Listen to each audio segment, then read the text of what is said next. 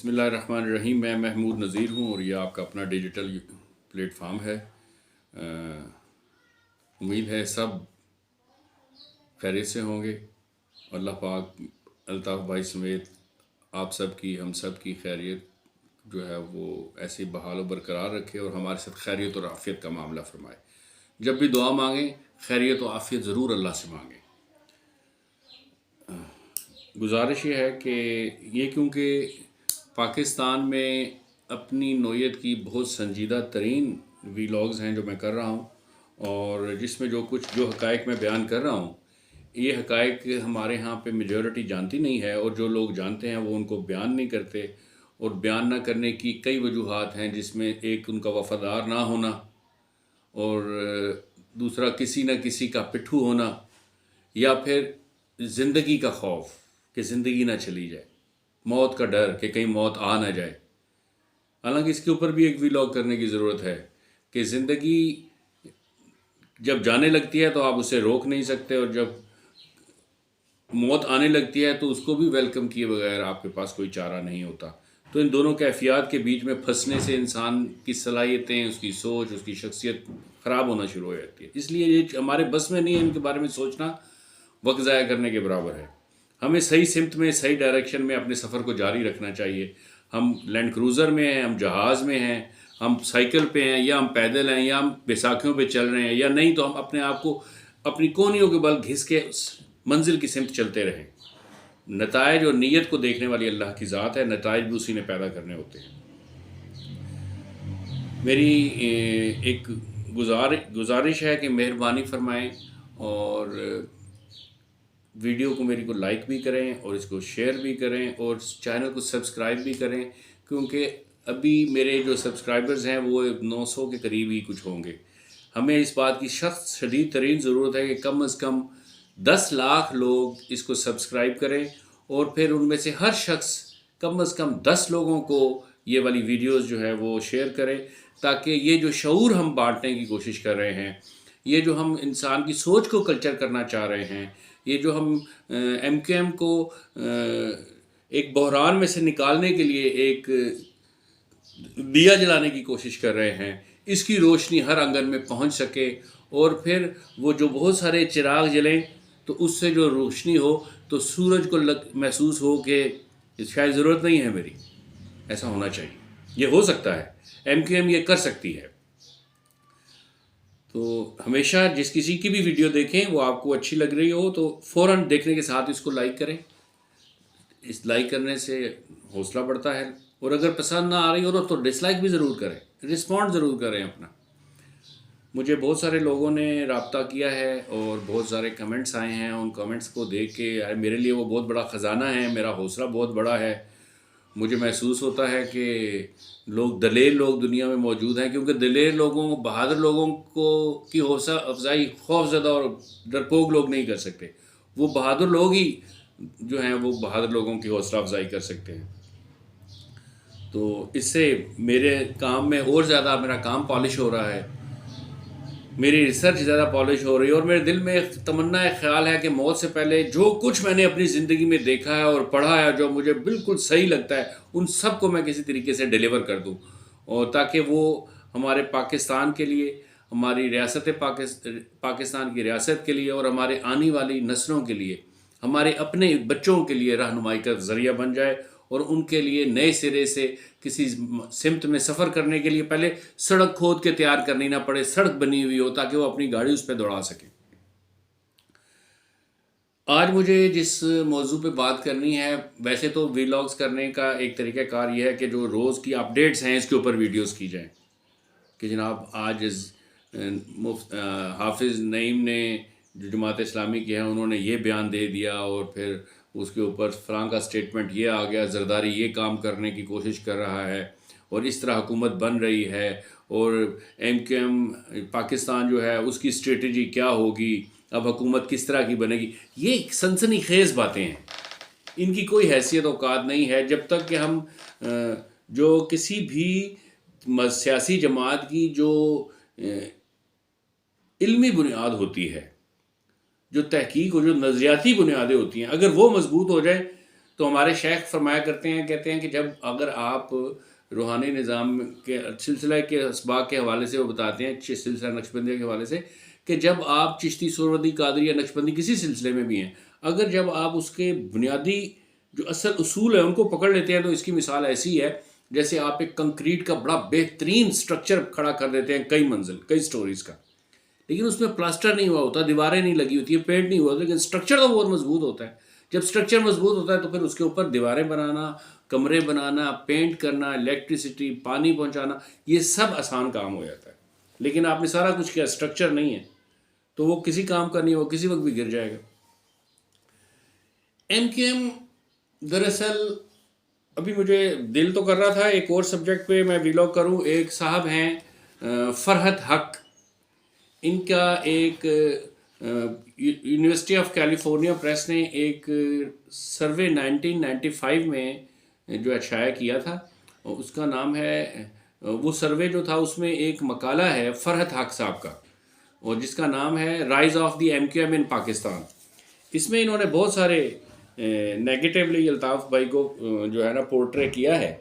اور میں نے اس کو پڑھا ہے اور مجھے تکلیف ہوئی ہے، تو میں دل تو کر رہا ہے کہ اس کا میں اردو ترجمہ جو ہے وہ کر کے اس کو چھاپوں، کہ کہاں کہاں پہ انہوں نے بددیانتی کا مظاہرہ کیا ہے، اور اس میں کچھ حقائق بھی ہیں، لیکن پھر وہ اس کو کون پڑھے گا، پھر اس کی صفائی کو کون پڑھے گا۔ تو میں اس کا ایک کرکس بیان کر کے جو انہوں نے اعتراضات کیے ہیں الطاف بھائی کی شخصیت کے حوالے سے، اس کے اوپر جو میں سمجھتا ہوں کہ ان میں سے جو ٹھیک نہیں ہیں، جو سچے نہیں ہیں، جو جھوٹے ہیں، جو غلط بیانی پہ مبنی ہیں، تو ان کے اوپر میں علیحدہ سے اپنا موقف پیش کروں کہ بھائی الطاف بھائی نے یہ سب کچھ نہیں کیا، نہ ہی الطاف بھائی اس طرح کی شخصیت تھے کہ جس طرح کی اس نے اس کے اندر حقائق اپنی طرف سے جو حقائق بیان کرنے کی کوشش کی ہے۔ بہرحال نیٹ پہ یہ دستیاب ہے، آپ سے گزارش ہے کہ یہ جو rights of the M Q M in Pakistan politics, یہ اس کا شاید آپ کو دیکھنے میں بھی نظر بھی آ جائے یہ ٹائٹل، یہ جیسے ہی آپ نیٹ پہ لکھیں گے نا تو یہ آپ کو اس میں سے نکل آئے گا۔ اسے 16 صفحے کی یا پیپر ہے، یہ پیپر پڑھنے سے تعلق رکھتا ہے، اسے ضرور ایک دفعہ دیکھیے۔ نظریہ پاکستان کے بعد پاکستان بنا، اور پاکستان بننے کے بعد جنہوں نے سب سے زیادہ تکلیفیں دیکھیں وہ مہاجر تھے، وہ مہاجرین تھے جو وہاں سے آئے۔ مہاجرین کو جو سب سے زیادہ تکلیفیں پہنچائیں وہ بظاہر تو دیکھنے میں یہ آتا ہے کہ پاکستان پہنچنے کے بعد ان پہ پہنچی، وہاں پہ بھی ان کو اپنی آئیڈینٹیفیکیشن کی، اپنی شناخت، اپنے سیاسی تشخص کا کے بحران کا سامنا تھا، اور پاکستان میں آنے کے بعد وہ والا اس والے مذہبی اور سماجی تشخص اور سیاسی تشخص جو ہے اس کا جو بحران تھا وہ کئی سو گنا بڑھ گیا۔ جس چیز کے لیے انہوں نے سفر کیا تھا اور جس طرف سے سفر کر کے وہ پاکستان آئے تھے، یوں سمجھے کہ انہوں نے اپنے لیے ایک ہارنٹس نیسٹ میں انہوں نے ہاتھ ڈال دیا۔ ہوا تو ایسے ہی پاکستان بنا۔ تو مجھے بتائیں کس نے تکلیفیں دیکھیں، کس نے پریشانیاں برداشت کیں؟ کیا وہ لوگ جو سندھ میں پہلے سے موجود تھے ان کو کیا تھا؟ سندھ تو آ گیا تھا نا پاکستان میں۔ پنجاب والوں کو کیا تھا؟ پنجاب میں بھی فرنٹیئر کو کیا مسئلہ تھا؟ یہ تو یہیں پہ موجود تھے نا لوگ، جنہوں نے تکلیفیں سہیں، جنہوں نے اپنی جانوں کی قربانیاں پیش کیں، جو راستے میں کٹے، جن کی عزتیں پامال ہوئیں، جن کی جوان بچیوں کو سکھوں نے اور ہندوؤں نے زبردستی اپنے پاس روک لیا، اور پھر آج تک وہ آشا اوشا بن گئی، تو وہ سب کے سب جو تھیں وہ تو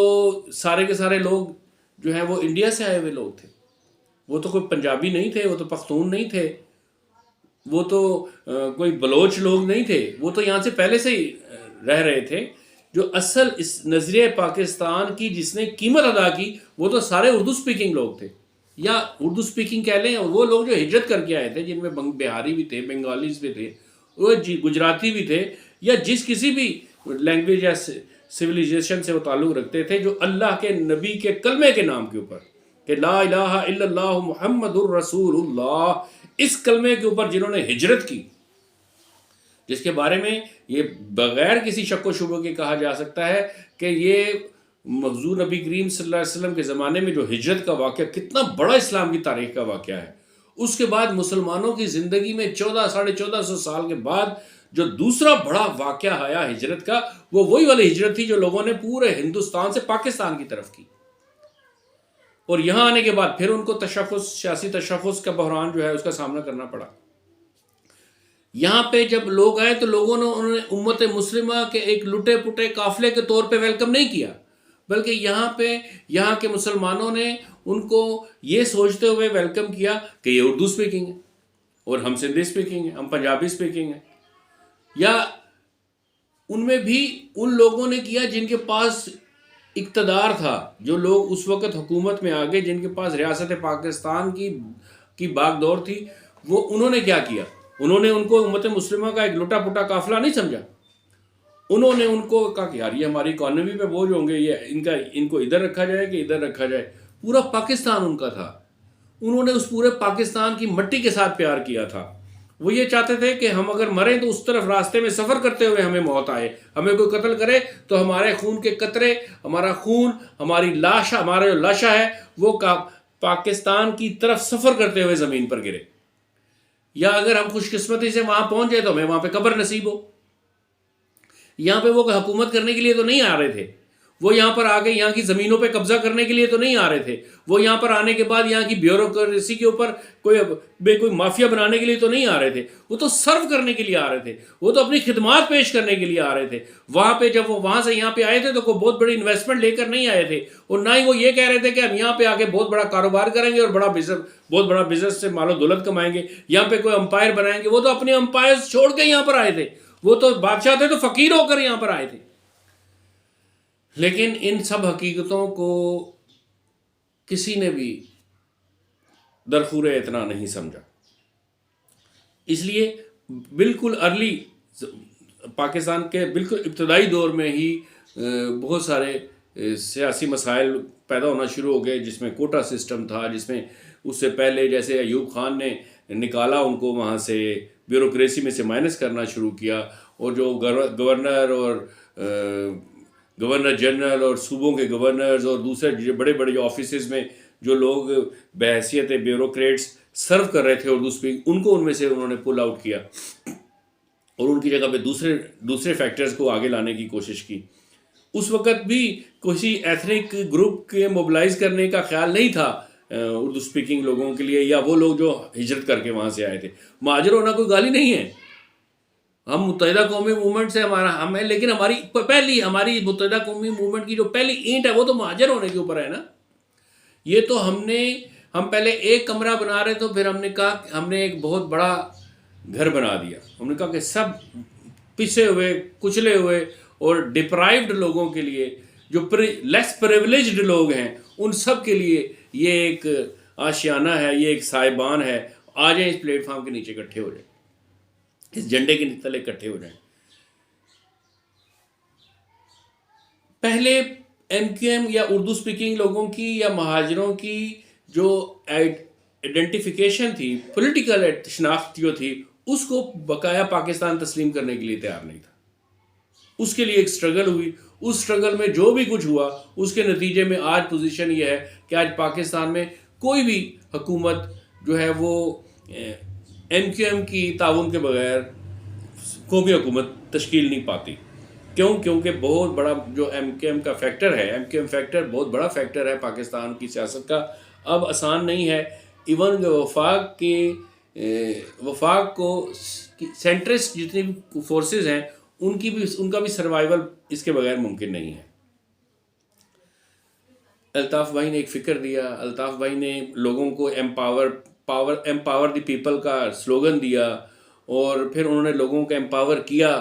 پھر انہوں نے دنیا پوری میں ایک مثال پیش کر دی کہ وہ ساری زندگی انہوں نے 120 گز کے گھر میں وقت گزارا، 150 کے اوپر اور بسوں میں لٹک کر سفر کرتے ہوئے یہ ساری تحریک برپا کی۔ تو آج ہمارا ایک تشخص ہے، آج جو ایم کیو ایم ہے وہ پاکستان میں ایک ایسی کلیدی کردار ادا کرتی ہے یہاں پاکستان کی پالیٹکس میں کہ آپ اس کو کسی طور مائنس نہیں کر سکتے اس میں سے۔ میں پھر آپ سے ایک عرض کروں،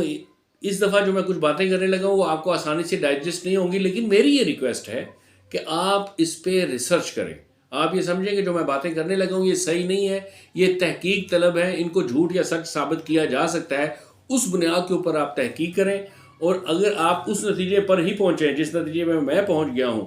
تو پھر اس بات کو اپنی آئندہ آنے والے پولیٹیکل جو ہمارا پیش منظر ہے, اس پیش منظر کو بہتر بنانے کے لیے اور اپنے آپ کو زیادہ سے زیادہ افیکٹو بنانے کے لیے ان باتوں کو جو میں کرنے لگا ہوں ان کو اپنی پالیسی کا حصہ بنائیں, تاکہ آپ زیادہ افیکٹو طریقے سے زیادہ اہم جو رول ہے پاکستان کی پالیٹکس میں وہ ادا کر سکیں. دیکھیں, یہ ایک طے شدہ بات ہے کہ ایم کیو ایم ایک حقیقت ہے. یہ ایک طے شدہ بات ہے کہ ایم کیو ایم کے پاس 17 18 19 کے قریب ایم این اے کی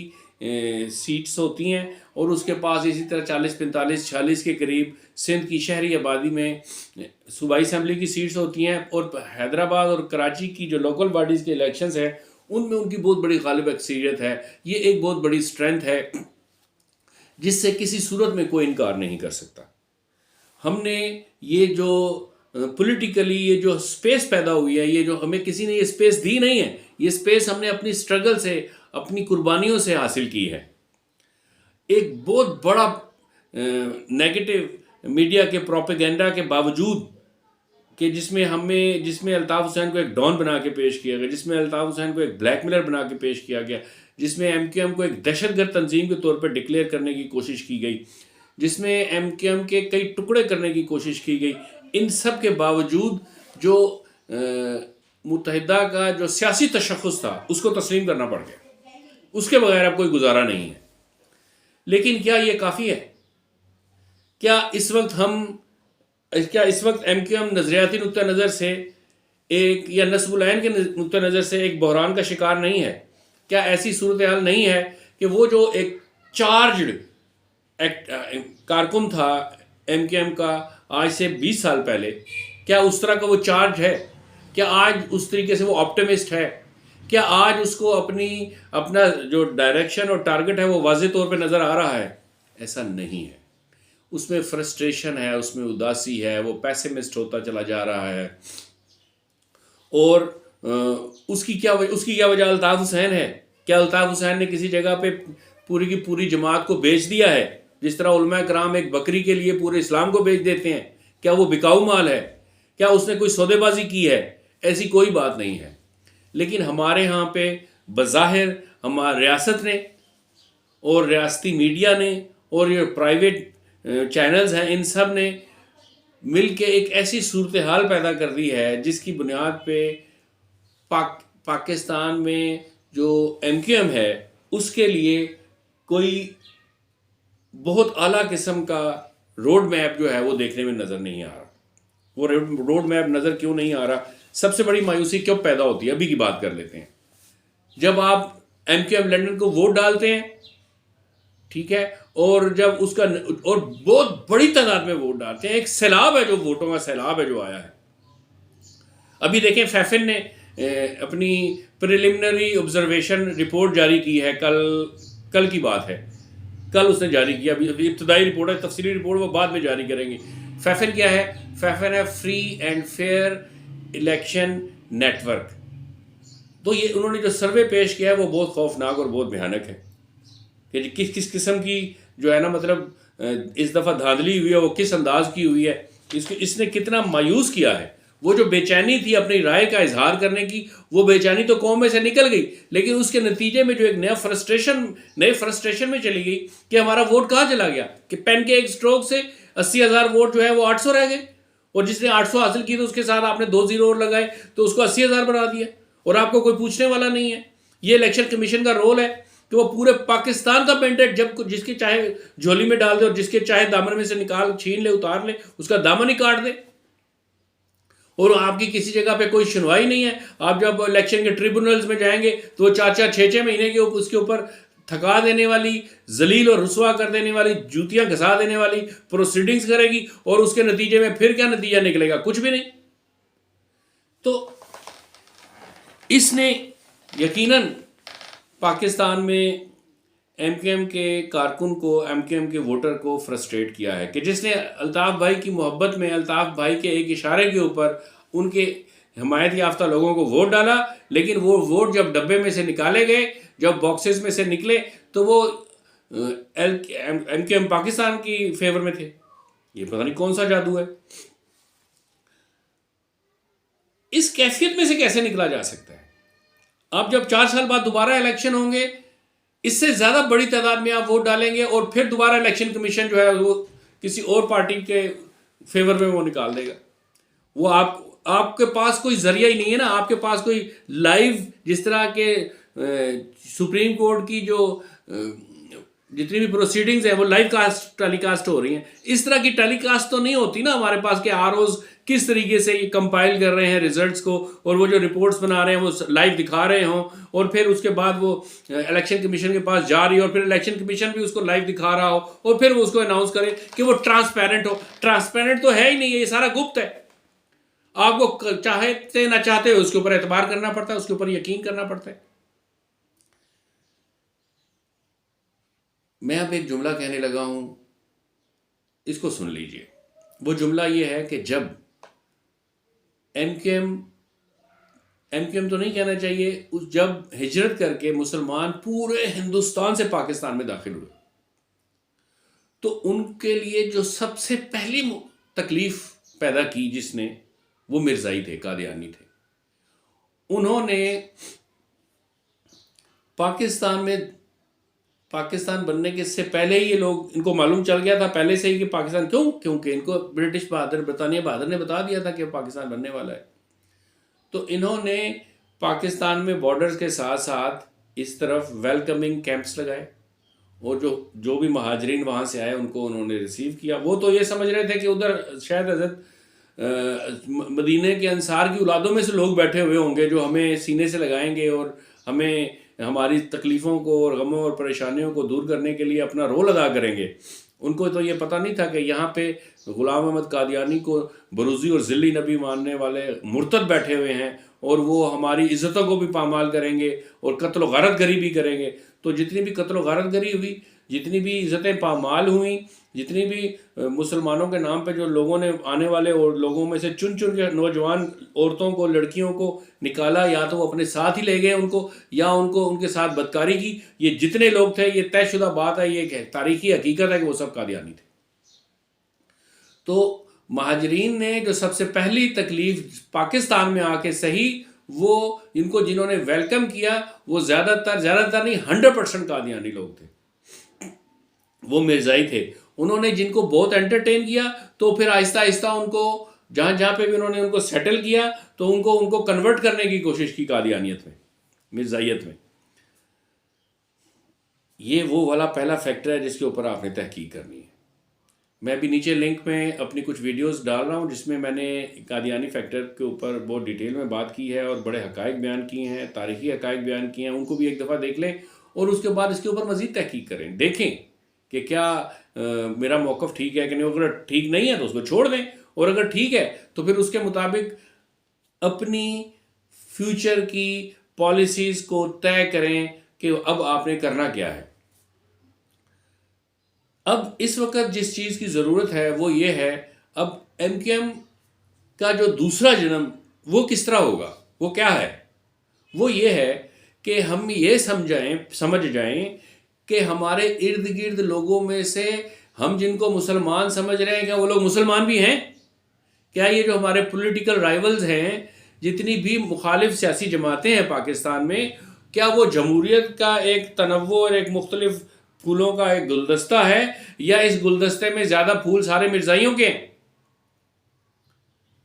ہم جو سٹرگل کر رہے ہیں، یہ ہماری جو پولیٹیکل سٹرگل ہے، یہ مسلمانوں کے ساتھ، مسلمانوں کے آمنے سامنے ہے، یا ہم ایک طرف مسلمان ہیں اور ہماری دوسری طرف جتنے بھی ہمارے دوسری بھی جو پولیٹیکل پارٹیز ہیں، ان کی جو لیڈرشپ ہے وہ سب مرزائی اور مرتد ہیں؟ تو جان جائیے کہ جب تک آپ جس طرح کا مرضی ابھی دیکھیں، آج ہی کی بات ہے کہ یہ خبر جو ہے نا وہ بسٹ ہوئی ہے کہ الطاف بھائی نے شکریہ بھی ادا کیا ہے جماعت اسلامی کے، وہ حافظ کیا نام ہے ان کا، نعیم نام ہے شاید ان کا، اور کہ آپ نے جو بات کی ہے الیکشنز میں، کہ الیکشنز جو ہے ان میں دھاندلی ہوئی ہے، بلکہ بہت بڑا دھاندلا ہوا ہے، اور ہمیں آفر کیا کہ ہم مل کے ایجیٹیشن کریں، تو اس کا میں شکریہ ادا کرتا ہوں. اور دوسرا انہوں نے الیکشنز کے نتائج کو مسترد کر دیا ہے اور سپریم کورٹ کو اور الیکشن کمیشن کو کہا کہ ان کو کالعدم قرار دیا جائے ان الیکشنز کو، ان کے نتائج کو، اور یہ دوبارہ کروائے جائیں. تو اب سارے کام تو الطاف بھائی نے نہیں کرنے نا، کچھ تو آپ نے ہم نے بھی کرنے ہیں نا کہ نہیں کرنے. کچھ نہ کچھ تحقیق کا کام تو ہم نے بھی کرنا ہے نا. اب کسی نے اگر ہمیں پالا پوسا، گھر دیا، تعلیم دی، جوان کر دیا، برسر روزگار کر دیا، اب یہ ضروری تو نہیں ہے کہ وہ اپنے پوتے پوتوں اور نواسے نواسیوں کی شادیاں بھی وہی کرے گا. اب جن ماں باپ نے ان کو جنا ہے ان کی بھی تو کوئی ذمہ داری بنتی ہے کہ نہیں بنتی ہے کہ آگے کے معاملات کو وہ حل کرے اسی روشنی میں، اسی چھتر چھاؤں میں. تو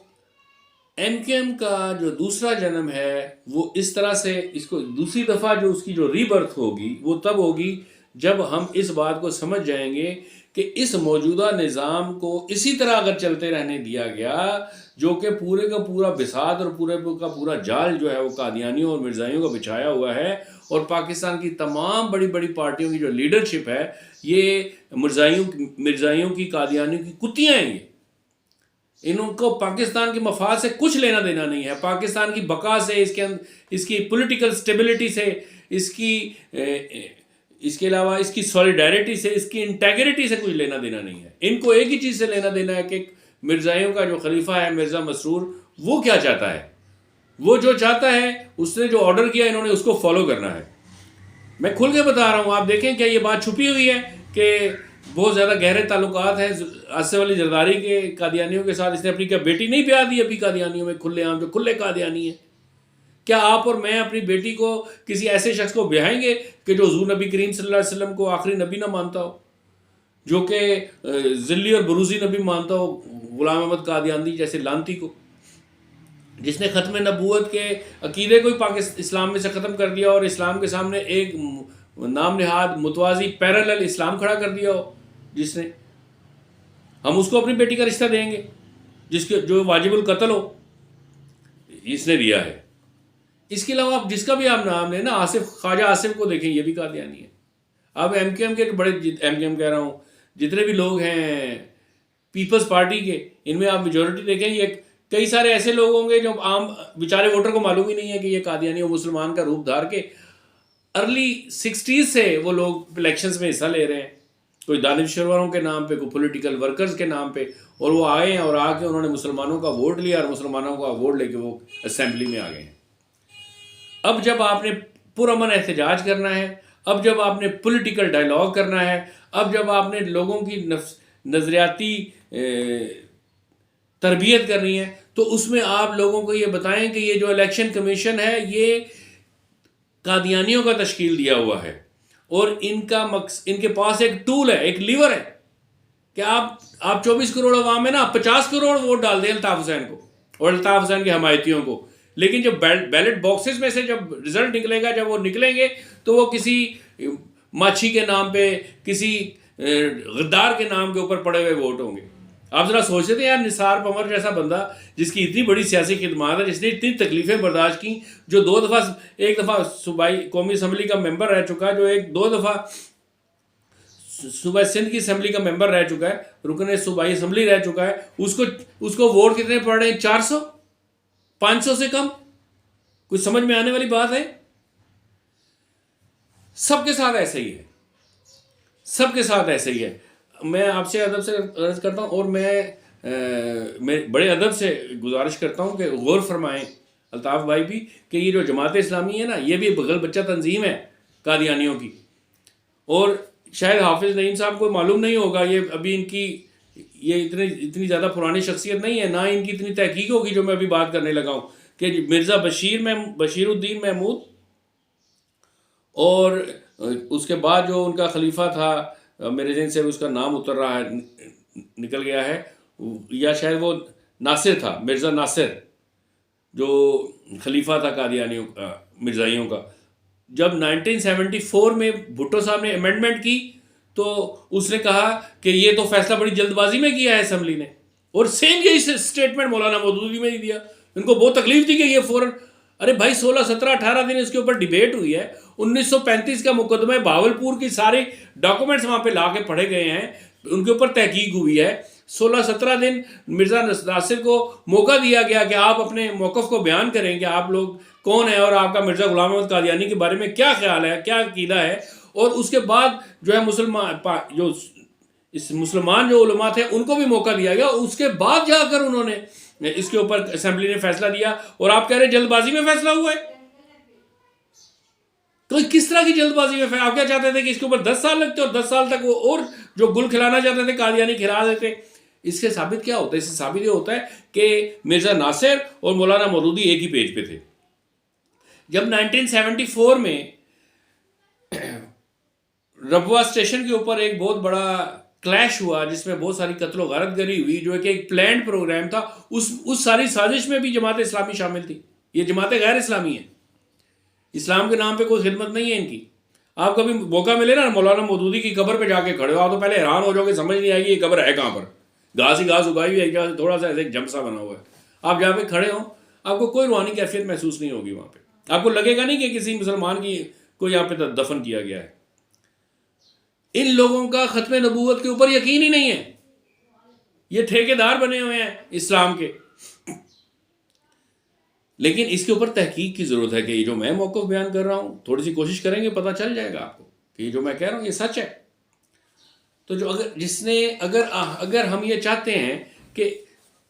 پاکستان کی مین سٹریم پالیٹکس میں ہم دوبارہ سے کھڑے ہوں, تو پھر سب سے پہلے یہ جان جائیں گے ہمارا دشمن کون ہے, اور یہ جان جائیں کہ ہمارے دشمن اصل میں قادیانی مرزائی ہیں, اور جن کے ہاتھ میں پورے پاکستان ریاست پاکستان کی باغ دوڑ ہے, اور وہ سیاہ و سفید کے مالک ہیں. لیکن یاد رکھیں مالک الملک اللہ کی ذات ہے, ہم اس کے بندے اور خلیفے ہیں اس دنیا میں. یہ نہیں ہو سکتا کہ اللہ سبحانہ تعالیٰ کل اختیار جو ہے وہ شر کے حوالے کر دے, کل اختیار جو ہے وہ اللہ کے نبی کے عقیدہ ختم نبوت کے ڈاکوؤں کے حوالے کر دے. ایسا نہیں ہوتا. ضرورت اس بات کی ہے کہ اس بات کی انڈرسٹینڈنگ سب سے پہلے MKM کو ہو جائے کہ جو اصل کام ہے وہ قادیانیوں نے کیا ہے. یہ جو ہمارا مینڈیٹ جو چوری کیا ہے, بظاہر سامنے فیس تو الیکشن کمیشن کا ہے, لیکن اس الیکشن کمیشن کے پیچھے جو اصل طاقت ہے وہ ربوہ سے آ رہی ہے. وہ جو ہدایات ہیں وہ وہاں سے جاری ہو رہی ہیں, جو نتائج ہیں وہ وہاں پہ کمپائل کیے جا رہے ہیں. جب آپ اس فیکٹر کا نام لیں گے نا, جب آپ ایک پلے کارڈ اٹھائیں گے اور کہیں گے کہ الیکشن کمیشن میں قادیانی فیکٹر نامنظور, تو آپ دیکھیں گے کہ اقتدار کے ایوانوں میں ایک تھرتھلی سی پیدا ہونی شروع ہو جائے گی. یہ ایک پریشر ڈیولپ ہوگا. جب تک آپ اس چیز کو ایکسپوز نہیں کریں گے, اس کے لیے کوئی بم چلانے کی ضرورت نہیں ہے, کوئی فائرنگ کرنے کی ضرورت نہیں ہے, کسی سڑک کے اوپر ٹائر جلانے کی ضرورت نہیں ہے. پرامن احتجاج کریں, پرامن ریلیز نکالیں, اور ان پرامن ریلیز میں اور اس احتجاج میں, اور جب آپ بڑے بڑے پروگرامز کریں, جب سیمینارز کریں, ان میں یہ کہیں, اگر آپ اس نتیجے پہ پہنچ جائیں جو میں بیان کر رہا ہوں کہ یہ نتائج کو تبدیل کرنے کا جو اختیار ہے, اور یہ جو سازش اور یہ جو عظیم ترین ناقابل ترافی جرم کیا ہے یہ قادیانیوں کا ہے, اور یہ جان جائیں, آپ کس طرح ایکسپیکٹ کر سکتے ہیں جب آپ کو یہ سمجھ رہے ہیں کہ جو چیف الیکشن کمیشن جو ہے وہ مسلمان ہے, تو آپ تو اس کو مسلمان سمجھ کے ٹریٹ کریں گے. جمعے کی اذان ہوگی آپ سمجھو کہ وہ جمعہ پڑھنے گیا, وہ چرچ گیا, آپ کو تو نہیں پتا, کیوں آپ تو اس کو مسلمان سمجھ رہے ہیں. تو بالکل اسی طرح یہ تو 50 سال ایک ہی بندے کے ساتھ, ایک ہی فیملی کے ساتھ دوسری فیملی رہ رہی ہوتی ہے, اور پتہ نہیں چلتا کہ یہ قادیانی ہے. تو ان قادیانیوں کا مقصد کیا ہے کہ عام عوام کے اندر مایوسی پیدا کی جائے, ان کو بتایا جائے کہ تم بے بس ہو اس سسٹم کے سامنے, جو سسٹم چاہے گا وہی ہوگا, تمہارے پاس کچھ بھی نہیں ہے, تم یہ جو ووٹ ڈال رہے ہو اس کی بھی کوئی حیثیت اور اوقات نہیں ہے. تو MKM کا جو دوسرا جنم ہے وہ تب ہوگا جب آپ کھڑے ہو جائیں گے, اور کھڑے ہو کے آوازہ بلند کریں گے, خالی صرف یہ بات کریں گے کہ یہ جو الیکشن کمیشن ہے یہ قادیانیوں کی نمائندگی کرتا ہے, یہ پاکستان کے وفاق کی نمائندگی نہیں کرتا, یہ کسی طور پہ بھی اسلامی نظریاتی مملکت جو خدا داد پاکستان ہے, یہ جو ہم نے پاکستان پورے ہندوستان سے اتنی بڑی جانوں کا نذرانہ پیش کرنے کے بعد حاصل کیا ہے, یہ زمین کا ایک پاک دھرتی, یہ پاک ٹکڑا, اس پہ جو الیکشن کروانے والا ادارہ ہے یہ ادارہ قادیانیوں کے کنٹرول میں ہے, اور یہ ڈے 1 سے ان کے کنٹرول میں ہے. جتنی بھی پاکستان میں ریگنگ ہوئی ہے اس سب ریگنگ کے پیچھے, الیکشن کی ریگنگ کے پیچھے قادیانیوں کے ہاتھ, اور کسی کا اور ہاتھ ہے ہی نہیں. یہی تو وہ پاور ہے جس کی وجہ سے وہ ہر کوئی بندہ ان کے سامنے بکری بن جاتا ہے. وہ کہتے ہیں تجھ کا, وہ کہتے ہیں جناب میں کیسے جیتوں گا جی, میں تو مصطفیٰ کمال ہوں, میرے پاس تو کچھ بھی نہیں ہے. کہتے ہیں تجھے اس سے کیا لینا ہے, تو کچھ نہیں, تو ہمارے مفادات کے لیے کام کرتا رہے. تم نے اردو سپیکنگ کراچی اور حیدرآباد کے لوگوں کو اور میرپور خاص کے لوگوں کو اور نواب شاہ کے لوگوں کو جو پڑھے لکھے لوگ ہیں ان کو ڈپریس کر کے مایوس کر کے رکھنا ہے. وہ جس کو مرضی ووٹ ڈالیں نکلیں گے, تیرے ٹھپا تیرا لگا ہوا نکلے گا. فارم 47 کا جو رزلٹ ہے وہ تیری فیور میں آئے گا. تجھ کو کیا ٹینشن ہے, تجھ کو کون ہاتھ ڈال سکتا ہے, تو بادشاہ ہے, تو انڈا دے بچہ دے, کوئی پوچھنے والا نہیں ہے. تو اسی ایما پہ, اسی ٹیکے کے اوپر تو یہ لوگ بدماش بن کے غدار سامنے آگے کھڑے ہو جاتے ہیں. اور ہے کیا, تو جب آپ ایک نیا نظریہ, ایک نئی حقیقت کو پروڈکٹ کے طور پہ پیش کریں گے, اور جب اس کے اوپر یہ بتائیں گے کہ ہمارا ایمان اس کے اوپر ہے, ہمیں یقین ہے, ہمیں علم الیقینی حق الیقین ہے کہ یہ جتنے بھی نتائج ہیں ان کو تبدیل کرنے میں الیکشن کمیشن کا جو ہاتھ ہے وہ اس وجہ سے ہے کہ الیکشن کمیشن جو ہے وہ ایک طوائف ہے جو کہ نوٹ دکھا میرا موڈ بنے, جو کہ ہمیشہ قادیانی کے اشاروں کے اوپر ناچتی ہے, کیونکہ یہ شروع سے اس کے اوپر قبضہ ہی قادیانیوں کا ہے. آپ جس جگہ پہ بھی جائیں گے آپ کو یہی والی بات نظر آئے گی کہ آخر میں پیچھے پاکستان کا جو سب سے بڑا مسئلہ ہے وہ یہ ہے کہ ریاست پاکستان 1947 میں مسلمان آزاد ہوئے اور ریاست پاکستان کے اوپر قادیانیوں نے قبضہ کر لیا. اور قادیانیوں کے سب سے پہلے ضرورت اس بات کی ہے کہ ہم ریاست پاکستان کو اس مافیا, اس کلٹ سے نجات دلوائیں اور اس کے اوپر مسلمان آگے حکومت کریں. حکومت کا حق جو ہے وہ ریاست پاکستان میں مسلمانوں کے سوا کسی اور کا ہو ہی نہیں سکتا, ہے ہی نہیں, ہمارا آئین کہتا ہے کہ نہیں ہے. تو پھر یہ کیسے ہو سکتے ہیں؟ آپ دیکھیں جس کسی کے اوپر بھی پاکستان میں قادیانی ہونے کا الزام لگا اس نے کبھی صفائی پیش نہیں کی کہ میں قادیانی نہیں ہوں. آپ جس کو مرضی اٹھا کے دیکھ لیں, وہ بولتا ہی نہیں ہے اس کے اوپر, کسی صورت میں نہیں بولتا. تو آپ پاکستان کی تاریخ اٹھا کے دیکھیں, یہ تحریک خلافت بھی قادیانیوں کی برپا کی ہوئی تھی. یہ مولانا شوکت علی اور مولانا جوہر, مولانا محمد علی جوہر, آپ ذرا تحقیق کریں تو آپ کو پتہ چلے گا کہ یہ بھی انہی کے قادیانیوں کے قادیانی ہی تھے یہ لوگ بھی. علامہ اقبال کے بارے میں آپ پتہ کر لیں, اس کا بھائی بڑا دیکھ لیں, اور میر حسن کو دیکھ لیں, اور جس کسی کو بھی آپ دیکھ لیں, یہ سارے قادیانی تھے. ان کے ماں باپ بھی قادیانی تھے, اور انہوں نے آخری وقت تک یہ ریاست بھوپال کے جو والی تھا اس سے وظیفہ وصول کرتا رہا, اور وہ کھلا قادیانی تھا, چھپا ہوا نہیں تھا. تو یہ بات جب یہ جو ایجیٹیشن آپ کر رہے ہیں, اس ایجیٹیشن میں جب تک آپ یہ جملہ بریکٹ نہیں کریں گے کہ یہ الیکشن کمیشن جو ہے وہ بنیادی طور پہ قادیانوں کی ترجمان ہے اور اس کی باغدور ان کے ہاتھ میں ہے, اور اس کے جو بڑے ہیں چیف الیکشن کمشنر سمیت یہ سب قادیانی ہیں, اور یہ چاہتے ہیں کہ پاکستان میں انتخابی نتائج کے نتیجے میں اسٹیبلٹی نہ آئے بلکہ انسٹیبلٹی ہو, استحکام پیدا نہ ہو, معاشی طور پہ استحکام پیدا نہ ہو, اور روحانی طور پہ استحکام پیدا نہ ہو. جب آپ اس کو چھیڑیں گے, اس تار کو چھیڑیں گے, تو پھر دیکھیں کیسے کیسے سر نکلیں گے. جب آپ اس تار کو چھیڑیں گے تو ہی آپ بند باندھ سکیں گے, الیکشنز کے نتائج فری اینڈ فیئر آئیں گے. بصورت دیگر تب آج کیا 10 سال بعد, 20 سال بعد, 25 سال بعد, 50 سال بعد بھی نہیں آئیں گے. آپ جتنی مرضی سٹرگل کریں, آپ جتنا مرضی لوگوں کو کنونس کریں, جتنا چاہے ہم کراچی کے 3.5 کروڑ عوام ہے نا, 3.5 کروڑ عوام کے 3.5 کروڑ عوام ہی سارے کے سارے اگر نثار پنور کو ووٹ ڈال دیں نا, تو بھی جب بیلٹ باکس میں جب کھلیں گے اور نتیجہ نکلے گا تو 440 ووٹ نکلیں گے نثار پنور کے بیلٹ باکس میں سے, اور باقی 3.5 کروڑ ووٹ جو ہوگا وہ سارے کا سارا کسی قادیانی کو پڑا ہوا ہوگا, یا ان کے کسی غدار یا قادیانی نواز کو پڑا ہوا ہوگا.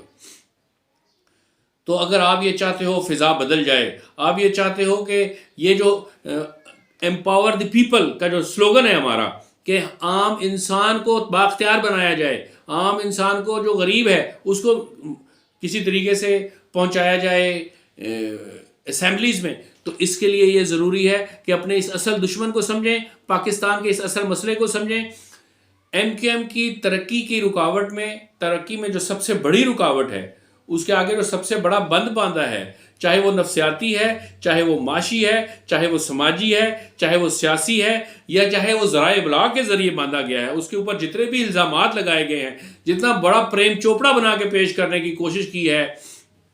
اور رابرٹ ڈی نیرو بنانے کی کوشش کی ہے ایم کیو ایم کو, وہ ساری کی ساری جنہوں نے کی ہے، یہ ساری کی ساری پالیسیز جو ہیں یہ قادیانیوں کی طے کی ہوئی ہیں، قادیانیوں کی بنائی ہوئی ہیں، یہ مرزا مسرور کی بنائی ہوئی ہیں. تو جب تک ہم ان کی نشاندہی نہیں کریں گے اس وقت تک پوری دنیا میں ایک پریشر ڈیولپ نہیں ہوگا. ہمارا مقصد ریاست پاکستان پہ پریشر ڈیولپ کرنا نہیں ہے، صرف ہمارا مقصد عام انسان کو اس بات سے روشناس کرانا ہے کہ یہ جو کچھ بھی کھلواڑ سیاسی طور پہ انتخابی نتائج کے نتیجے میں ہو رہا ہے یہ الیکشن کمیشن کر رہا ہے اور یہ قادیانیوں کے ایما کے اوپر کر رہا ہے. اور ہم یہ چاہتے ہیں کہ انٹرنیشنل اسٹیبلشمنٹ بھی اس بات کو سمجھے کہ ایم کیو ایم جان گئی ہے کہ ہو کیا رہا ہے. ایم کیو ایم جان گئی ہے کہ اس وقت مسائل جو ہیں وہ کیوں کسی بھی طور پہ حل ہونے کی طرف نہیں آتے. ایک ایم کیو ایم جان گئی ہے کہ پاکستان میں ایم کیو ایم سمیت پورے پاکستان میں ہر قسم کے ایتھنک گروپ کے لیے بھی صحیح طور پہ یہ جو ایک قیادت کا بحران پیدا ہو گیا ہے، وہ قیادت کا بحران پیدا کرنے والا فیکٹر قادیانی فیکٹر ہے. اور جب تک اس قادیانی فیکٹر کو آپ ایلیمینیٹ نہیں کریں گے پاکستان کی پولیٹکس میں سے، پاکستان کی سوسائٹی میں سے، تب تک اس بات کا امکان نہیں ہے کسی بھی طور پہ بھی کہ پاکستان بلکنائزیشن میں سے نکل سکے گا. یہ بلکنائزیشن ایسے ہی ہوتی رہے گی اور پاکستان چھوٹے چھوٹے ٹکڑوں میں وائکیریسلی ورچولی کنورٹ ہوتا رہے گا اور اللہ نہ کرے خاکم بدہن کہ فزیکلی بھی ہو جائے. تو اگر آپ نے اس فکر کو سچ جانا، سچ مان لیا، تو میں آپ کو ویلکم کرتا ہوں، آپ کے نئے جنم پہ آپ کو مبارکباد دیتا ہوں. اس کے لیے سٹرگل کرنے کے لیے، میدان میں اترنے کے لیے کسی پیسے کی ضرورت نہیں ہے، کسی قسم کی سپورٹ کی ضرورت نہیں ہے. آپ خود ایک بہت بڑی طاقت ہیں. آپ ایک حقیقی معنوں میں آپ انسانوں کا ایک ٹھاٹھے مارتا ہوا سمندر ہیں. جب آپ کٹھے ہو جائیں گے اور ایک زبان ہو کر یہ بات کریں گے تو یہ بات کرنا کافی شافی ہے. یہ جتنے بھی اقتدار کے ایوان ہیں، یہ جتنے بھی غدار ہیں، ان کی کرسی اور ان کی ٹانگیں کپ کپانا شروع ہو جائیں گی کہ یہ اب ہمارے پاس یہ والا عہدہ نہیں رہے گا. جب تک آپ اللہ کے نبی کے دشمنوں کے خلاف صف آرا نہیں ہوں گے اور اللہ کے نبی کی طرف سے اس جنگ کو جنگ یمامہ سمجھ کر نہیں لڑیں گے، جب تک آپ مسلمہ کذاب کے سامنے جس طرح صحابہ کرام کھڑے ہو گئے اور انہوں نے اپنی جان کے نذرانے پیش کیے اور پوری حضور صلی اللہ علیہ وسلم کی ظاہری زندگی میں جتنے غزوات ہوئے ان میں اتنے اصحاب شہید نہیں ہوئے، اس سے کئی گنا زیادہ، ان کے 12,000 سے بھی زیادہ صحابہ کرام کی شہادت جو ہے وہ مسلمہ کذاب والے مارکے میں ہوئی، جس کی صرف ایک وجہ تھی، وہ بھی اللہ اکبر کا نعرہ لگاتے تھے، یہ بھی اللہ اکبر کا نعرہ لگاتے تھے، وہ بھی پورا کلمہ پڑھتے تھے، یہ بھی پورا کلمہ پڑھتے تھے، وہ بھی نماز پڑھتے تھے، یہ بھی نماز پڑھتے تھے، وہ بھی تہجد پڑھتے تھے، یہ بھی تہجد پڑھتے تھے، وہ بھی جہاد کے جذبے سے سرشار تھے، یہ بھی سرشار تھے. لیکن مسلمہ کذاب کا جو فوج تھی، جو گروہ تھا، وہ اللہ کے نبی کو آخری نبی نہیں مانتا تھا. وہ کہتا تھا کہ میں بھی نبی ہوں. تو خالی نبوت کے اوپر جب یہ حملہ ہوا، نبوت کے، اور کسی نے جھوٹا دعویٰ کیا، تو اس کے اوپر کتنا بڑا جو ہے وہ فوج کشی کی ہے حضور صلی اللہ علیہ وسلم کے حوالے سے اس سارے معاملے میں، جو کہ اس کے خلاف جنگ یمامہ کہتے ہیں شاید اس کو. اسی طرح کے جذبے کے ساتھ اٹھ کے کھڑے ہوں، وہ خالی بولیں، خالی سٹیٹمنٹ دیں اپنا، سوشل میڈیا پہ ہر جگہ پہ اس کے اوپر گیدرنگز کریں اور آپس میں ڈسکس کریں اس بات کو کہ کیا کہیں ایسا تو نہیں ہے. اور آپ ہمارے میں تو بہت پڑھے لکھے لوگ موجود ہیں نا. غالب لائبریری بند ہو گئی تو لیاقت نیشنل تو کھلی ہوگی نا. پاکستان میں اور بہت ساری لائبریری کراچی میں، حیدرآباد میں موجود ہوں گی نا. تحقیق کریں،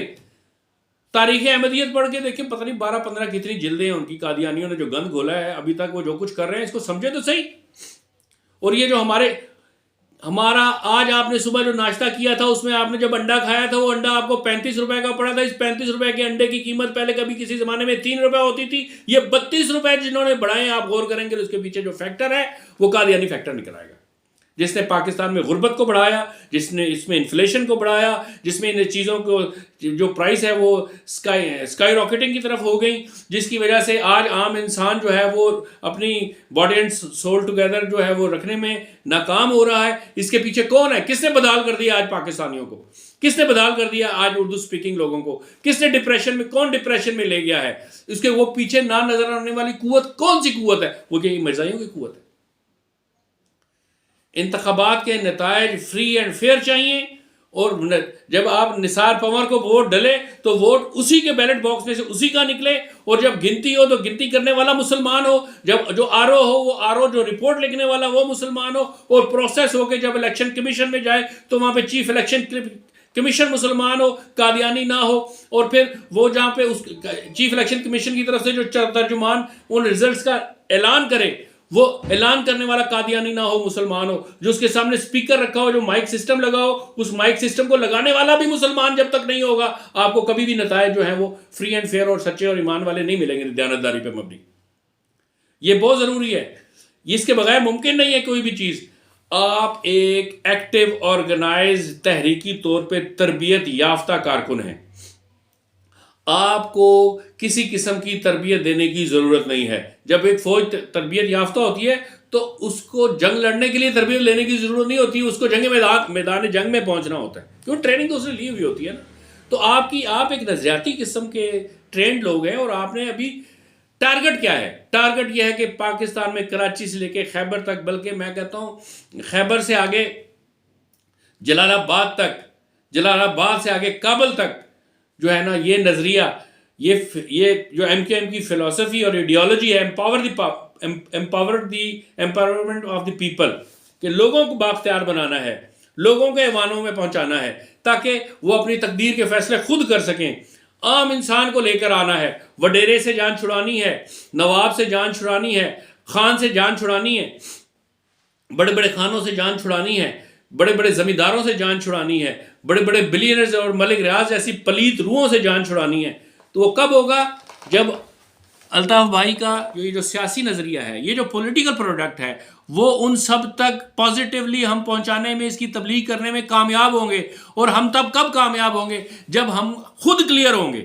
ہمیں پتہ ہوگا، نظر آ رہا ہوگا کہ ہمارے راستے میں جو ایک لینڈ سلائیڈنگ ہوئی ہے جس کی وجہ سے یہ سڑک بند ہو گئی ہے اور دوسری طرف کھائی ہے، اس لینڈ سلائیڈنگ میں سے راستہ کیسے بنانا ہے۔ یہ ہے ایم کیو ایم کا دوسرا جنم۔ اور مجھے سب سے زیادہ امیدیں جن سے ہیں وہ صرف اور صرف کراچی اور حیدرآباد کے لوگ ہیں، کہ سندھ کے لوگ ہیں، کہ جو لوگ ہراول دستہ بنیں گے اور اس کام کو کرنے کے لیے سب سے پہلے قدم اٹھائیں گے، سب سے پہلے اپنے گھر سے باہر نکلیں گے، سب سے پہلے اپنی آواز بلند کریں گے، سب سے پہلے اس کے اوپر لکھیں گے، سب سے پہلے اس کے اوپر ایک پریشر ڈیولپ کریں گے انٹرنیشنل اسٹیبلشمنٹ کے اوپر اور پوری دنیا کے طاقتور ممالک کے سامنے، کہ اگر آپ یہ سمجھتے ہیں کہ ہم کو یہ پتہ نہیں ہے کہ اصل میں ہمارا دشمن کون ہے، تو یہ جان جاؤ کہ ہم کو پتہ چل گیا ہے۔ الطاف بھائی نے ہمیں ایک پلیٹ فارم دے دیا ہے، الطاف بھائی نے ہمیں ایک منشور دے دیا ہے، الطاف بھائی نے ہمیں سکھا دیا ہے کہ پاکستان کے پسے ہوئے 25 کروڑ عوام کی تقدیر کو کیسے بدلا جا سکتا ہے۔ اس کے اوپر اس سارے فلسفے کو، اس ایڈیالوجی کو سمجھنے کے بعد اس کے اوپر عملی کام کرنا وہ ہماری ذمہ داری ہے۔ یہ ہمارا کام ہے کہ ہم نے کس طریقے سے آگے بڑھ کے اس کام کو کرنا ہے۔ یہ ہمارا کام ہے کہ ہم نے اگر یہ کوئی بہت بڑی بات نہیں ہے، یہ کام دیکھیں نا، یہ سارا کام تو الطاف بھائی نے لندن میں بیٹھ کے کر لیا نا، کہ آپ کراچی کو بھی آرگنائز کر دیا، حیدرآباد کو بھی آرگنائز کر دیا، ان کے خیالات بدل دیے، ان کے سیاسی نظریات بدل دیے اور ان کو ایک صراط مستقیم پہ، سیدھے راستے پہ لا کے کھڑا کر دیا، پولیٹیکل پوائنٹ آف ویو سے کہہ رہا ہوں، ٹھیک ہے۔ اور اس کے علاوہ سندھ کے بھی شہری علاقوں میں یہ کر دیا۔ لیکن کیا یہ کافی ہے؟ ہم جو یہاں پہ موجود ہیں، وہ کروڑوں کی تعداد میں ہیں، کیا ہم صرف 20 لوگوں کو اگر ہم یہ دعوت دیں، 20 لوگوں کو ہم اپنے خیالات پہنچائیں، 20 لوگوں کے ہم پولیٹیکل نظریات کو تبدیل کرنے کے لیے ان کو سوچنے کی دعوت دیں، دلوں کو پھیرنا اللہ کا کام ہے۔ اللہ نے فرمایا لوگوں کے دل میری 2 انگلیوں کے درمیان ہے، جدھر چاہتا ہوں پھیر دیتا ہوں۔ تو کیا یہ ہم کروڑوں لوگ جو کراچی اور حیدرآباد میں اور اربن سندھ میں آباد ہیں، کیا یہ پورے پاکستان میں اس فکر کی تبلیغ کرنے کے لیے کیا ہم لوگ کم ہیں؟ اور وہ کب ہم کریں گے؟ آج قائد اعظم نہیں ہے تو ہم ان کو یاد کرتے ہیں، کل ہم بھی نہیں ہوں گے، یہ دنیا فانی ہے، کل الطاف بھائی بھی اس دنیا میں نہیں ہوں گے، تب ہم ان کا مزار بنا دیں گے۔ تو آج ان کی فکر کے اوپر کیوں نہیں عمل کر لیتے ہو؟ آج کیوں نہیں ان کے ساتھ کھڑے ہو جاتے ہو؟ اگر آج کسی طریقے سے اس طرح کی سازش کر کے آپ لوگوں کو پیرالائز ہم لوگوں کو کر ہی دیا ہے اسلام دشمن اور پاکستان دشمن قوتوں نے، تو جب ہمیں اس بات کا احساس ہو گیا کہ ہم فالج زدہ ہیں، تو ہم دوائی کیوں نہیں کھاتے فالج کی؟ ہم کیوں نہیں اپنے آپ کو صحت یاب کر لیتے؟ ہم کیوں نہیں اسٹرگل کرتے زندگی کے لیے؟ ہم کیوں نہیں سوچتے کہ ہم نے کسی طریقے سے ترقی کرنی ہے؟ ہم کیوں نہیں سوچتے کہ ہم نے اس پیغام کو آگے تک پہنچانا ہے؟ مجھے بم کا گولہ لگے یا ڈسپرین کھاؤں، دونوں صورتوں میں مر سکتا ہوں، تو پھر بم کا گولہ لگے تو سو واٹ، کیا فرق پڑتا ہے؟ جب تک آپ اپنی سر پہ کفن نہیں باندھیں گے نا، جب تک آپ آنکھوں میں آنکھیں ڈال کے موت کو ویلکم نہیں کریں گے، اس کو دودھ پتی نہیں پلائیں گے نا اپنے سامنے بٹھا کے، تب تک آپ کوئی بڑا کام نہیں کر سکیں گے۔ میری زندگی یہ تجربہ ہے کہ جنات کے پاس کچھ بھی نہیں ہوتا، صرف ایک ایپیٹائٹ ہوتی ہے۔ وہ ایپیٹائٹ ہوتی ہے کہ انسانوں کو خوف زدہ کر کے ان کو مزہ آتا ہے، ان کی بھوک پوری ہوتی ہے، لیکن زندگی ان کو بھی بڑی پیاری ہے۔ جب کوئی آدمی کفن باندھ کے ان کے سامنے بیٹھ جاتا ہے اور کہتا ہے کہ مجھے زندگی کی پرواہ نہیں ہے، لیکن میں تم سے ڈرتا نہیں ہوں، اور میں جب قرآن پڑھ کے سناؤں گا تو تم بچو گے نہیں، تمہارے ساتھ صورتحال اس طرح کی ہو جائے گی کہ تم یہ سوچو کہ تمہارے بچوں کا بچپن 200-300 سال کا تو بچپنا ہوتا ہے، 500-600 سال تو تمہاری عمر کوئی چیز ہی نہیں ہے، اور اگر تم کو کوئی مار دے اس میں، تو ہم پنجابی کہتے ہیں ساڑھے جو کاٹ دے کسے اور پا، تو کیا ہوگا؟ تو یہ ہوگا، تو وہ اس بات سے ڈرتے ہیں، وہ بھی یہ نہیں چاہتے کہ ہم مر جائیں۔ تو جب آپ ڈرتے نہیں ہیں نا موت سے، تو پھر ساری دنیا آپ سے ڈرنے لگ جاتی ہے۔ کسی کو مارنے کی ضرورت نہیں ہے،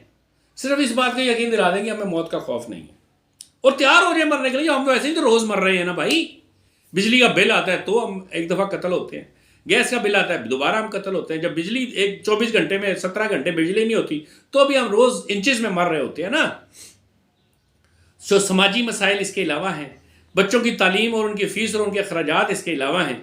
جو کہ ریاست کی ذمہ داری تھی کہ ہمیں نان نفقہ بھی دیتی اور ہماری تعلیم بھی فری ہوتی، لیکن ہے نہیں ہے۔ تو اس کے لیے بولیں،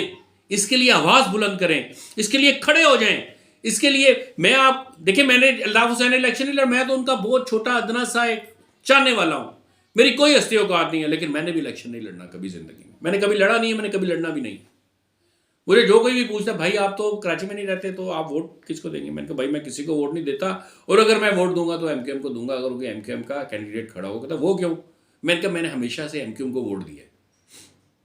میں ایم کیو ایم کے علاوہ کسی اور کو ووٹ اس قابل ہی نہیں سمجھتا کہ میں اس کو ووٹ دوں۔ تو میرا جو مقصد ہے وہ کیا ہے؟ میرا مقصد یہ ہے کہ میرے کراچی کے بیٹے جاگ جائیں، میرے کراچی کے بیٹے جاگ جائیں اور پازیٹیولی اس حقیقت کو سمجھیں کہ ہم ارتقاء کے ایک ایسے دور میں سے ایم کیو ایم گزر رہی ہے کہ ایک وہ وقت تھا جب وہ مارز وجود میں آئی، وہ جب وجود میں نہیں آئی تھی تو اس وقت تک کوئی ان کے سیاسی تشخص کو ماننے کے لیے تیار نہیں تھا، ان کی آبادی کو ماننے کے لیے تیار نہیں تھا، مردم شماری میں ان کو گننے کے لیے تیار نہیں تھا، لیکن یہ الطاف بھائی کی سٹرگل تھی، یہ ان کی جدوجہد تھی، یہ ان کا دانش مندانہ کردار تھا، ان کی ان کی قیادت کی لیاقت تھی کہ اور ان کے مسلسل ظلم و استبداد سہ جانے کے باوجود اپنے موقف سے 1 ملی میٹر نہ ہٹنے کا جو جذبہ تھا، وہ اٹل تھے، جس جگہ وہ کھڑے تھے وہ اپنی جگہ سے نہیں ہلے۔ تو اس کی وجہ سے آج ہمیں ایک ایسا پلیٹ فارم مل گیا ہے کہ ہم ایک سیاسی قوت ہیں۔ وہ سیاسی قوت خالی پاکستان میں کوئی اہم سیاسی قوت نہیں ہے، ایم کیو ایم دنیا کی ایک اہم ترین سیاسی قوت ہے، یہ پوری دنیا کی پولیٹیکل پارٹیز کے لیے ایک ماڈل ہے۔ اگر کسی طریقے سے پازیٹیولی صرف 15 دن کے لیے ذوالفقار علی بھٹو اور الطاف حسین کے جو پازیٹیو کام ہیں، ان کی شخصیت کا جو اصل کارنامے ہیں، ان کے جو اصل خدمات ہیں، ان کو بیان کرنے کے اوپر پازیٹیولی فوکس ہو جائیں ہمارے سوشل میڈیا بھی اور ہماری جو اس کے علاوہ جتنے بھی ذرائع ابلاغ ہیں، تو آپ یقین کریں کہ پاکستان میں اس قسم کی ایجوکیشن ملے لوگوں کو کہ ہماری تو تقدیر بدلے، دنیا کی بھی تقدیر بدل جائے۔ بھٹو صاحب کی پالیسی سے مجھے بہت ساری جگہوں پہ اتفاق نہیں ہے، لیکن جو ان کا کارنامہ ہے وہ بہت بڑا ہے، وہ قادیانیوں کو کافر مرتد قرار دینے کا کارنامہ ہے۔ اس کے لیے وہ پھانسی کے پھندے پہ جھول گئے، لیکن انہوں نے بھی کسی جگہ پہ کمپرومائز نہیں کیا۔ اور یاد رکھیں، یہ جو علماء کرام کہتے ہیں کہ ہم نے پریشر دے کے ان سے قادیانیوں کے خلاف یہ قانون پاس کروایا، یہ جھوٹ بولتے ہیں۔ انہوں نے بٹرے کیا ہے ختم نبوت کی پوری موومنٹ کے ساتھ، یہ بھٹو ہی تھا جس کی وجہ سے یہ ممکن ہو سکا. ذوالفقار علی بھٹو نہ صرف پاکستان بلکہ پوری ملت اسلامیہ کے سامنے ان کے جیسا وہ انپریسیڈنٹڈ ایک شخصیت ہیں. کوئی ایسا حکمران نہیں آیا جس نے اتنا بڑا ملت اسلامیہ کے 54 55 56 57 جتنے بھی ملک ہیں جن میں کہیں پہ بھی قادیانی کو کافر قرار دیا گیا ہو. آج تک کہیں پہ اور کسی ملک نے اپنے آئین میں ان کو کافر قرار نہیں دیا. یہ کریڈٹ 100% جو ہے وہ بھٹو صاحب کو جاتا ہے. بھٹو صاحب کی اور جتنی بھی پولیٹیکل پالیسیز تھیں ان میں جو خراب تھیں وہ ٹھیک نہیں تھیں, میں ان سے صرف نظر کرتا ہوں, لیکن اس کے اوپر میں کہتا ہوں کہ یہ ایک ان کا عظیم کارنامہ تھا. وہ ایک عظیم لیڈر تھے, وہ ایک بہت بڑی شخصیت تھے. انہوں نے یہ جو فیصلہ کہ ان کا نصیب بڑا خوبصورت تھا کہ ان سے اللہ پاک نے یہ کام لیا. تو اگر صرف الطاف حسین کے کریکٹر کو آپ پڑھانا شروع کر دیں نا تو یہ نیلسن مینڈیلا نے کوئی اتنا بڑا کارنامہ انجام نہیں دیا ساؤتھ افریقہ میں بیٹھ کے. اس نے بھی لوگوں کو اس طریقے سے امپاور نہیں کیا. آپ مجھے بتائیں کون سا ریسنٹ پولیٹیکل ہسٹری میں جو ہے کسی ایسا کوئی ایسا اسٹیٹس مین دکھائے جس نے اتنا بڑا کام کر کے دکھایا اور جس طریقے کا الطاف بھائی نے کر کے دکھایا؟ کوئی ہے؟ نہیں ہے, ہوگا بھی نہیں. بہت بڑا جگرا چاہیے 120 گز کے گھر میں رہتے ہوئے, جبکہ آپ 2 2.5 3 3.5 4 کروڑ سے زیادہ لوگوں کے دلوں میں بستے ہوں.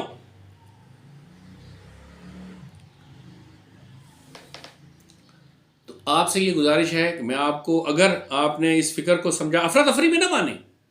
تحقیق کریں, غور کریں, اپنے بڑوں سے پوچھیں, علماء کے پاس جائیں, پوچھیں. پتہ ان کو کچھ بھی نہیں ہے, ان کو 4 5 چیزیں ہی آتی ہیں کہ غلام احمد قادیانی جھوٹا نبی تھا, اس نے جھوٹا دعویٰ کیا. دوسرا یہ کہ وہ لیٹرین میں فوت ہو گیا. تیسرا یہ کہ وہ زانی تھا. چوتھی بات بتاؤ, یہ بھی تو بتاؤ کہ اس وقت 60 سے زیادہ زبانوں میں قرآن کا ترجمہ 160 سے زیادہ زبانوں میں کر دیا. ان کا ٹارگٹ ہے کہ دنیا میں 6000 زبانیں ہیں, سب میں ہم نے کرنا ہے. یہ بھی تو بتاؤ کہ کرتبہ میں اسپین میں جو جہاں پہ سب سے پہلے مسلمانوں نے جا کے نماز پڑھی تھی, جہاں پہ اسلام کی تبلیغ اور کا آغاز جہاں سے کیا تھا, اس جگہ کے اوپر انہوں نے اپنی ایک عبادت گاہ بنا دیا اور اسلام کے نام کے اوپر اس کو مسجد کہہ رہے ہیں, اور وہاں سے وہ پورے اسپین میں قادیانیت کی تبلیغ کر رہے ہیں. پوری دنیا کا یہ حال ہے, پوری دنیا میں وہ اسی طرح پھیلے ہوئے ہیں. یہ بات معلوم ہے کسی کو؟ یہ کہتے ہیں جی ہم نے ان کو 1974 میں کافر قرار دے دیا تو بس بات پوری ہو گئی. بات پوری نہیں ہوئی ہے, بات تو شروع ہی تب ہوئی ہے. ہمارا کام یاد رکھیں, آپ کو کسی اور لیڈر کی ضرورت نہیں ہے, کسی پیر کے ہاتھ پہ بیعت کرنے کی ضرورت نہیں ہے,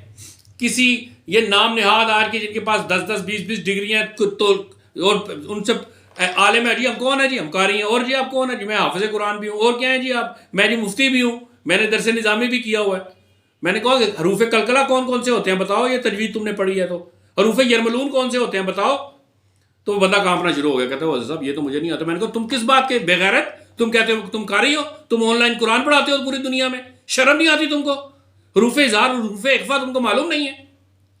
اور میں نے کہا تم عالم دین ہو؟ کہتا جی میں عالم دین ہوں. میں نے کہا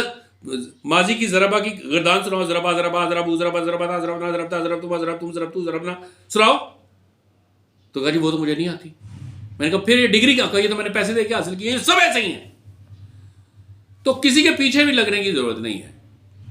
تو بھائی کسی کے پیچھے لگنے کی ضرورت نہیں. ہمارا قائد کافی ہے ہمارے لیے, جس نے ہمیں سیاسی شعور دیا, جس نے ہمیں ایک پلیٹ فارم دیا, جس نے ہمیں ایک سیاسی تشخص دیا, اور ہم اس سیاسی تشخص کو اور اس